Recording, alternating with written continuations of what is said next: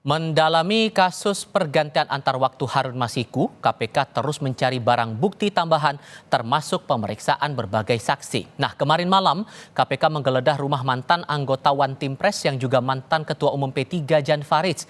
Mendalami penggeledahan ini kita akan diskusikan bersama Zainur Rahman selaku peneliti Pukat UGM. Assalamualaikum Mas Zainur, apa kabar?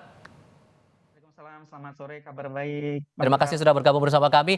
Yang sejauh pandangan atau analisis Anda sampai KPK menggeledah rumah Jan Faridz, ini hendak mencari apa sebetulnya? Ya, ini memang KPK harus transparan kepada publik ya dalam setiap langkah penanganan perkara Harun Masiku maupun Hasto Kristianto. Ini kasus menarik perhatian publik sangat luas, dihubung-hubungkan dengan kasus politik dan lain-lain. Oleh karena itu kita juga menjadi bagian dari yang bertanya, ada apa penggeledahan rumah Jan Faridz ini? Kalau kita lihat di dalam KUHP, penggeledahan itu kan memasuki rumah atau tempat tertutup dengan tujuan untuk melakukan pemeriksaan, untuk melakukan penyitaan atau penangkapan seseorang. Artinya apakah di tempat Jan Faridz tersebut ada keterkaitannya dengan kasus Harun Masiku atau Hasto? Misalnya, apakah di tempat kediaman Jan Faridz itu ada hubungan, apakah misalnya kemungkinan pernah disinggahi oleh seorang buron misalnya, atau misalnya ada alat bukti yang dicari oleh KPK, misalnya satu berkas, dokumen, atau transaksi elektronik, atau apa. Ini kemudian menjadi pertanyaan publik. KPK mendatangi rumah Jan Faridz itu untuk mencari apa gitu ya. Apa keterkaitan antara Jan Faridz dengan Harun Masiku? Apa keterkaitan Jan Faridz dengan Hasto Kristianto? Nah, ini harus menjadi informasi yang disampaikan kepada publik tanpa harus membuat informasi itu menjadi detail dan mengancam penyidikan. Cukup memberikan informasi apa sih keterkaitan dengan kasus ini. Itu Bang Tifal. Kita coba dengarkan pernyataan dari KPK yang baru ini kami dapatkan juga informasinya mungkin juga terkait dengan penggeledahan di rumah Jan Faridz ini. Kita coba simak dulu.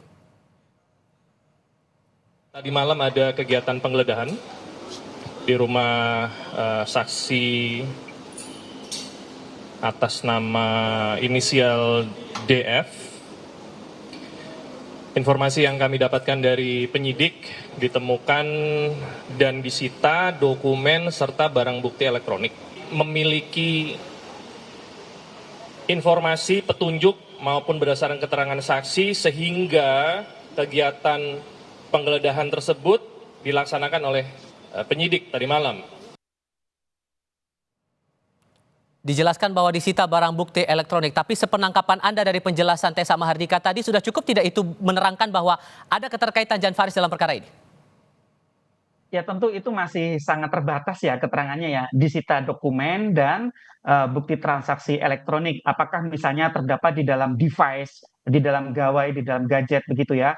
Nah, yang menjadi pertanyaan publik, apa sih hubungannya Jan Faridz ini dengan para tersangka? Ada dua tersangka khususnya ya Harun Masiku dan juga Hasto Kristianto. Oleh karena itu menurut kami ini KPK perlu menindaklanjuti setelah dilakukan penggeledahan. Tentu DF ini perlu dipanggil sebagai saksi untuk diperiksa. Dan menurut kami ini sudah semakin jauh begitu ya dari apa yang awalnya di kasus Harun Masiku, kemudian obstruction of justice yang disangkakan kepada Hasto Kristianto. Kalau memang tempat DF ini menjadi tempat yang ada keterkaitannya dengan tindak pidana, diperoleh alat-alat bukti yang terkait dengan tindak pidana, apakah misalnya komunikasi antara misalnya ya seseorang dengan Harun Masiku kah, atau misalnya berkas-berkas yang terkait dengan Harun Masiku kah, atau terkait seperti apa, maka itu semua harus menjadi alat bukti yang bisa memperjelas kasus ini. Sehingga seperti kami sampaikan berkali-kali, kasus ini memang harus dibuka secara tuntas,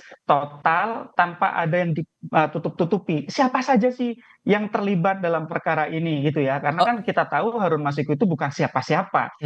Dia diduga dibantu di dalam melakukan kejahatan ketika menyuap Wahyu Setiawan dan ketika melakukan pelarian diri. Ya, nah, siapa saja yang membantu itu perlu dibuka kepada publik melalui proses penegakan hukum. Saya potong di situ. Soal pendalaman dari aliran uang. Ini juga menarik dicermati karena Hasto juga ikut terlibat dalam melakukan penyuapan dalam kasus ini. Sudah diperiksa Arief Budiman, mantan komisioner KPU, kemudian ada Maria Lestari juga diperiksa di situ. Anda sudah menangkap bahwa pola aliran uang ini sudah cukup jelas atau masih ada saksi lain yang menurut Anda cukup prospektif untuk bisa diperiksa juga oleh penyidik KPK? ya yang masih menjadi pertanyaan publik dari awal kan sebenarnya uang untuk menyuap, apakah itu berasal dari Harun Masiku? Sepertinya bukan sekadar uang Harun Masiku. Ada yang membiayai Harun Masiku untuk menyuap. Juga ada pertanyaan dari publik, Bang Tifal. Mengapa sih gitu ya Hasto atau mungkin PDIP sedemikian getolnya untuk menjadikan Harun Masiku ini sebagai anggota DPR. Perolehan suaranya nomor 4. Harusnya untuk menggantikan yang nomor 1 kan harusnya nomor 2. Iya. Itu juga informasi yang harus dijawab oleh KPK. Sehingga ada sedemikian banyak pertanyaan publik yang itu harapannya nanti dapat terjawab secara tuntas ketika perkara ini diajukan di meja hijau. Jangan ada misalnya pertanyaan-pertanyaan publik yang menggantung, ya. Uang suap itu dari siapa? Perintah kepada Harun Masiku dari siapa? Ketika pelarian itu terjadi, siapa saja yang membantu, yang mendirect, yang memberikan perlindungan? Ketika Harun Masiku sedang dalam pelarian, siapa yang membiayai hidupnya? Siapa yang mengamankan diri secara fisik maupun digitalnya? Oke. Menurut kami perlu dibuka secara total. Sekali lagi, Harun Masiku ini menurut informasi yang kita terima, itu bukan dalam posisi berkelebihan. Iya. Dia sangat terbatas termasuk dari sisi finansial sebenarnya. Sehingga ini perlu diungkap gitu ya. Kenapa sih ini begitu susahnya untuk bisa memotong dalam tanda kutip urat nadi yang menghidupi Harun Masiku. Nah, kita berharap KPK jangan berlama-lama. Semakin KPK lama mengungkap perkara ini, semakin tinggi juga gitu ya polemik di publik yang tidak berkesudahan. Oleh karena itu satu-satunya cara adalah mengetahui ini semua di depan persidangan ketika perkara ini nanti dituntut oleh KPK di Pengadilan Tipikor. Bang Tifal.